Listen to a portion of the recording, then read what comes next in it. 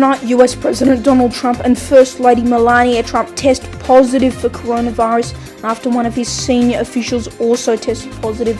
It's just past 7:45pm here in Melbourne, 7:15 in South Australia and 5:45 in the West. This is 6 News. Hello, I'm Leonardo Puglisi. Also tonight, Victorian health officials say that the state's daily case numbers may not be as important as the mystery case numbers as the state's hospitality industry calls for a return to dining. Queues grow along Queensland's border after restrictions were lifted for parts of New South Wales. Our new Queensland reporter will have the latest details from the Gold Coast shortly. And you're looking at a live shot of Cleveland in Ohio, where the first US presidential debate was held, and there's still plenty of reaction to it. Shortly we'll show you some of the key moments and get the latest with our US correspondent Jackson Gosnell, with one commentator labelling it the worst in the country's history.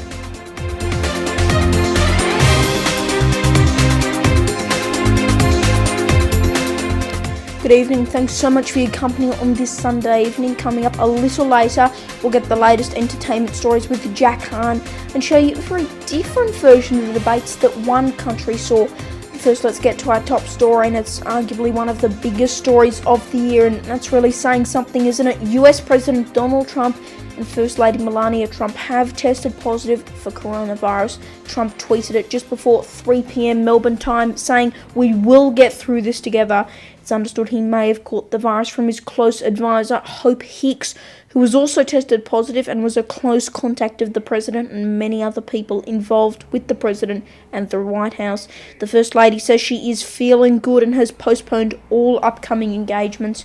The White House doctor has said he also expects Trump to continue all his duties as president while quarantining. Of course, we have full coverage on our Instagram page of this story, including the moment the news broke in our special 9pm bulletin. You can check that out now. Just search 6 News AU. Back home now, and health officials in Victoria say the state's mystery case numbers may be more important than the rest of the daily numbers. It comes as there are calls for all students to immediately return to school, with one report saying that students as young as 12 are being prescribed antidepressants. Reporter Lincoln Holmes has more. Just last week, a major bombshell was dropped on the Victorian government. She sent me a text. She's resigned. She's no longer a minister. Jenny Mikakos had resigned from her role as Minister for Health. I did not speak with the minister before she resigned, and I have not spoken to her since. It was revealed that Jenny Mikakos had resigned via a text message. She tried to call Premier Daniel Andrews earlier in the day, but he was busy on another phone call. So she then sent him a text message telling him about her resignation. It's not my role to get involved in those matters that are being investigated in Victoria. They have their process. I'll respect those processes and let them get on with it. I'll get on with my job, which is to work with everybody to rebuild the country. It comes as the number of cases and the all-important 14-day rolling average continues to lower. These are very pleasing results from Victoria. The number of mystery cases is also lowering. It's got to be defeated properly. There's no shortcuts in that. The news some parents wanted, that face-to-face learning would resume on October 12th, was delivered by the Victorian Premier on a happy note. They speak of the mental health state of young people in Victoria as a result of the lockdown, providing antidepressants to kids as young as 12 and 13. It seems like there is a light at the end of the tunnel in Victoria's coronavirus fight. Lincoln Holmes, 6 News. Contract staff have been pulled from Victorian quarantine hotels amid concern about cases amongst staff. Last week, the Saturday paper reported several COVID-19 cases among staff at 2 quarantine hotels since the Victorian Department of Justice took over the management of hotel quarantine at the beginning of August. This week, the state government acknowledged that there had been at least 9 positive cases of coronavirus among staff working in the hotel since the end of July, with the last reported case in late August. A spokesperson for the contractor, Spotless, did not respond to questions on virus infections among staff, but said the company is fully committed to supporting hotel quarantine through its cleaning processes. There are hopes that dining will soon be back on the menu in Melbourne, with the blueprint laid out that includes outdoor-only dining in the CBD. Earlier I spoke to food journalist Wendy Hargraves to get her thoughts. What's happening now are municipalities across Victoria are madly scrambling to try and figure out what it looks like in each of those local councils. At City Hall in the CBD, Sally Capp, the Lord Mayor, is making lots of moves. There's a mayoral election going on, so she's hanging her hat on helping traders do more stuff. In a city, it would look like taking out more footpath space, taking over laneways at weekends, perhaps taking over car spaces and putting bollards up so that car parks outside venues become extended dining zones. I think there are always concerns, and there's going to be a whole segment of the community that won't feel comfortable going out for lunch or dinner or even sitting down to have coffee. I know a lot of my connections aren't ready yet to go back. Having said that, there's a sizable percentage of people who are really ready to go out and sit down and enjoy a meal on a plate rather than a plastic box. The Royal Commission into Aged Care says the federal government's coronavirus preparation was insufficient. The report calls for a comprehensive plan for the sector to be developed, for urgent funding to be delivered, and for infection control experts to be deployed into all aged care homes. The Commission found that while experts had efforts had been made based on advice from the Australian Health Protection Principal Committee, they did not go far enough, with commissioners labelling the pandemic as the greatest challenge the sector has ever faced. More than 660 people in residential aged care have so far died of coronavirus in Australia. The Queensland Government says they will reopen to New South Wales on November 1, provided the state records no unlinked cases for a 28-day period. It came as queues grow on the border continuously, with motorists confused about which pass to use to get across. And New Queensland reporter Connor Alfake has the latest details from Coolangatta on the Gold Coast. A stampede of southerners at the Queensland border. Cars snake for hundreds of metres at this checkpoint in Coolangatta as the Great Iron Curtain is lifted for 150,000 people in northern New South Wales. These communities have a lot more in common with Queensland than they do with New South Wales. Extra police were on duty to patrol the border, letting most pass but others... And that relates to some suburbs that haven't been recognised within the system. Technical dramas have compounded traffic delays at the border, with residents from 7 New South Wales postcodes unable to obtain a border pass. The border pass system thrown into disarray by a computer glitch, which delayed people like Margot from entering. She was pulled aside by police, but after a 10-minute wait, eventually let go. Speaking exclusively to 6 News, the New South Wales resident reveals she's been waiting for weeks for the border to reopen. Her sister is dying. Well, she's got throat cancer and she wakes up in the night and can hardly breathe, and she doesn't know whether she's going to run out of breath and live or not. And so it's really good to get up and see her, and I think it's really horrible considering I only live like half an hour away. I can't even go and see her, and you mix with all the people at Tweed City and stuff that are in the bubble anyway, so what's the big deal? Her grievances were echoed by New South Wales Premier Gladys Berejiklian. I think New South Wales has demonstrated, notwithstanding the huge pressure on us given what was happening in Victoria and our geographic proximity, that we are managing to control the spread of the virus in a reasonable way. Regardless, a border opening of any sort is a boon for local business. Struggling Coolangatta restaurants were today packed with patrons, while some hotels along the Glitter Strip are fully booked. On the Gold Coast, Connor Alfake, 6 News. Disgraceful, confusing and embarrassing. Those were some of the words to describe the first presidential debate between Donald Trump and Joe Biden. The two rivals clashed about many issues, including coronavirus, race and the economy, with Biden at one point telling Trump to shut up. Our US correspondent Jackson Gosnell has the latest details. Leo, the presidential debate is a real hot topic here in America. Former Vice President Joe Biden and President Trump faced off at the debate on Tuesday night. It was an unprecedented event. The moderator had a very difficult time keeping both candidates from interrupting each other. President Trump was quick to interrupt Joe Biden, and then Biden interrupted Trump. Now, some of the issues talked about were the coronavirus, the economy, as well as global warming and the climate crisis. Now, those topics really set off a firestorm between the candidates and their ideas. Former Vice President Joe Biden did call out Trump on his handling of many things. However, he didn't lay out a solid plan on how he would fix certain issues if he was elected president. Vice President Biden got very upset when President Trump talked about one of his sons getting a bunch of money from another country. He said that it was completely untrue. A lot that was said by Biden was that things were lies and untrue. However, he did not actually tell viewers at home what was actually going on and why those things that were said were untrue. Now, former Vice President Biden also looked into the camera, right into the American people. He looked right at them, I should say, and he really assured them of some things, kind of taking it as if it was a commercial. So a very interesting debate. That's the big story in America. And the Commission on Presidential Debates has announced there will be some changes. They have not yet specified what those changes may be, but a lot of people are predicting that the ability to mute candidates' microphones will be added. We'll have to watch and see. I'll be sure to keep everyone up to date. Reporting for 6 News in the U.S., I'm Jackson Gosnell. Back to you.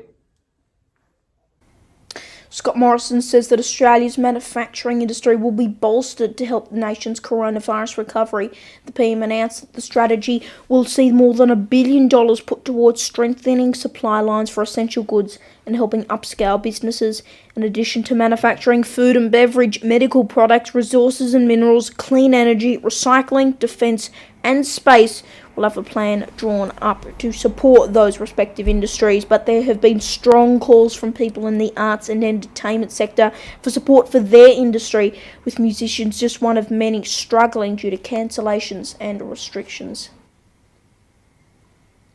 Former Channel 7 host Ryan Phelan says his world imploded when he was charged with domestic violence earlier this year. The ex-Channel 7 host has emphatically denied the allegations, and the charges have since been dropped by authorities. Our chief reporter Jack Hahn joins us with this and other trending entertainment stories. Very good evening to you. Lots of entertainment news to bring you tonight, Leo, but we begin with this story about Ryan Phelan. He was the Channel 7 presenter that was let go, not allowed to return to the air because of domestic violence allegations. On the Monday, his show, The Daily Edition, was cancelled, and on that Tuesday, he was charged with domestic violence allegations. He was, throughout the process, vehemently denying these allegations, and the police have since dropped all charges on Ryan Phelan. His name is cleared. He spoke to Ben Fordham, saying that he felt that his world had exploded and he looks forward to returning his integrity and his honour to his name. Of course, if you or anybody you know is struggling, you can contact Lifeline on 13 11 14 or the domestic violence hotline on 1-800-RESPECT. Well, a dramatic change of pace now. Ellen DeGeneres ratings have come in and there has been no change. Her show returned and her viewers returned. There has been no spike or no decline. It appears that her fan base was not too flustered by these reports of a toxic workplace. She addressed the comments, apologising for them, but she will continue bringing in lots of money for Warner Brothers Media, and she continues to air even right here on Australia, Channel 9 returning her as well. A change of pace now from TV to radio. Radio ratings have come in from this year, and this is the first time we have seen ratings since the coronavirus pandemic took hold. There has been a number of changes, particularly in Sydney, a change in the drive slot, the AM going from 2GB, a switch to the ABC, but in the prize breakfast slot, no change. FM, Kyle and Jackie O, they are number 1, and in the AM, Ben Fordham, 2GB, number 1. That was quite interesting because Alan Jones and Ben Fordham had the switch between last ratings, but Ben Fordham has held on to that number 1 ratings position, even without Alan Jones at the helm in Melbourne. 3AW continue to be the number 1 ratings winner. In the breakfast time slot, well, last year we saw the Today Show and Sunrise, their ratings were quite far. Sunrise was in the ahead sometimes by 100,000. Well, that has changed. We have seen a number of key wins for the Today Show, particularly in Brisbane, but also the prized East Coast market, where just a few weeks ago we saw One Morning having the Today Show at 191,000 viewers and Sunrise at 189,000 viewers. That sent alarm bells right through Channel 7. So much so that they have actually returned Koshi and Sam back to their 5 days a week instead of having their rotating 4 days a week where you had Sam taking off the Monday and Koshi taking off the Friday. So it'll be interesting to see that. Just last week, there was 25,000 viewers between the Today Show and Sunrise. Sunrise still ahead, but Today's Show making big inroads. And before we leave you, of course, the debate night, we had it airing here on Channel 6. You can see it on the Instagram Live. Well, hundreds of thousands of Australians were watching as well. 853,000 Australians are watching that program split between the commercial networks. That is huge numbers for daytime programming. Big numbers in the United States as well. 73 million people watching that in the US, not as much as the 2016 debate. But we weren't the only international country watching the debate. I want to leave you with this vision of NHK in Japan trying to translate over the chaos and chaotic debate. Take a look. That was the worst part of Obamacare. The individual mandate was the most unpopular aspect of Obamacare. I got トランプ大統領、私がオバマケアに反対するのは、私は個人的ですから、選択の自由を大切にしたい。最後までそれにお答えください。この4年間で、あなたの総合的な医療保険改革を出しませんでした。オバマケアにとって変わるものはありませんでした。そして先週の木曜日に非常に象徴的な大統領でとして非常に象徴的なものに署名をされましたけれども、このディベートの5日するに起用書のことを語っておりました。じゃあトランプの総合医療保険って何ですか？まず私はあなたと議論してるわけじゃないんですよね。バイデンさんと議論してるんですけど、まあいいです。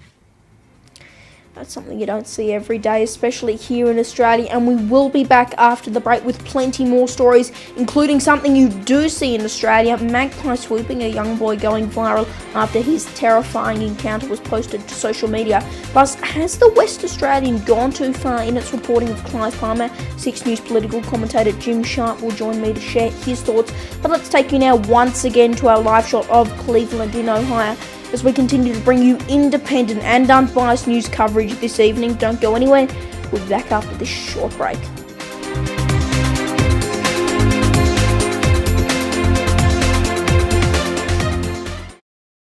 2020 has been one of the biggest years in our lifetime. Calls for police reform across the country, a global pandemic that has changed the way we live, and the upcoming election that will shape America. As the U.S. gets ready to decide who will lead the country for the next 4 years, we'll keep you informed with all the latest developments in the race for the presidency. Special coverage and expert analysis only on 6 News. That story went round on late Saturday afternoon. It was broken on that website 6 News. He's only 12 years old, but already Leonardo Puglisi fronts his own news channel. That is incredible. Absolutely inspiring. Leo's fantastic. He's doing an amazing job. He's everywhere. He's breaking stories. That's pretty impressive, Leo. Leave it there for now. We do. I might see him doing a bit more stuff on camera before too long. Very good at what you do, young man. What an amazing guy. This is your studio here. It's a pretty sweet setup you've got. We're following your story. We're rooting for you. He will be the next Karl Stefanovic. There's no doubt about that. Yeah, lovely to see you. And go hard.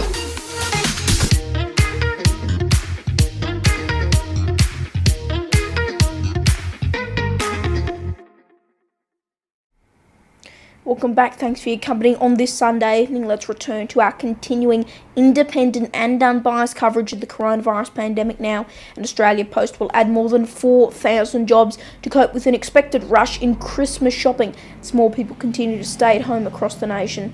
The company will add 2,900 casuals and 300 full-time and part-time workers in Brisbane, regional SA, Tassie, Victoria and Queensland, as well as a further around 900 workers to fill roles across its customer service network. BWS and Dan Murphy's will also be adding jobs, announcing positions to cope with the expected rush of seasonal shopping.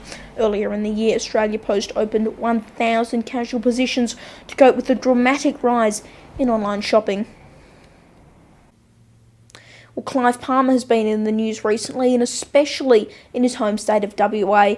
The state's largest paper, The West Australian, has frequently featured Mr. Palmer on their front page and is clearly not a fan of him, depicting him as Dr. Evil, rather, from the Austin Powers movie, as well as a cane toad and as a cockroach, calling Mr. Palmer a pest. I spoke to 6 News political commentator Jim Sharp to get his thoughts and ask whether he thinks the paper has gone too far in its reporting of the mining billionaire. I think the quality of the media, I'm talking about the printed media here largely, it's disappointing, to be honest. At the height of all of that, it wasn't just like fairly obnoxious attacks on Clive Palmer, but it also it basically was Western Australia against the rest of the country. It doesn't take much to get Western Australians being extremely parochial, and you sometimes wonder whether you're in a country or just a state that's a country within another country, the way it goes on. And the main daily paper here is the West Australian, and it certainly foments that sort of a feeling. In my opinion, and I'm not probably your average Western Australian because I am a Victorian originally and have lived in lots of different places, but I'm bemused by the way the media operates here. This gung-ho WA against the rest of the world stuff goes a little bit too far in my eyes. A young boy has become the inadvertent face of swooping season after a video of him fleeing a magpie went viral. Take a look.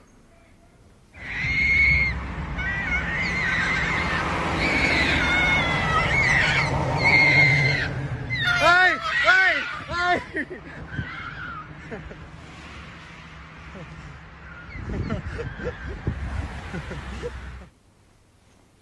Max Sherwood was out for a scooter ride with his dad in Wollongong, south of Sydney, when the bird attacked. But how can you avoid being swooped? Well, you may want to avoid riding a bike or a scooter like Max did through magpie territory, as the birds are almost certain to react to anything that is large and fast-moving, as if it's a predator. And as an extra note of caution, the South Australian Department of Environment warns that magpies can remember you as a threat for up to 5 years. The Australian Academy of Science says just 1 in 10 male magpies will swoop to protect their incubating mates, and just 8 out of 10 people in magpie territory will never get swooped. So be careful this magpie season. Before we go tonight, recapping our top story, and Donald and Melania Trump have announced that they have tested positive for coronavirus. It's understood that he may have caught the virus from his close advisor, Hope Hicks, who was also tested positive and was a close contact of the President. The First Lady says she is feeling good and has postponed all upcoming arrangements. You can watch our full coverage of this story on our Instagram page, including the moment the news broke and our special bulletin. You can check that out now. Just search 6 News AU. And that is 6 News for this Sunday evening. You can stay up to date with all the latest news on our social pages at 6 News AU. Now, if you're looking for the weather forecast, we weren't able to fit it in tonight, but it is on our Facebook and Twitter pages right now. I'm Leonardo Puglisi. Thanks for your company. Good night.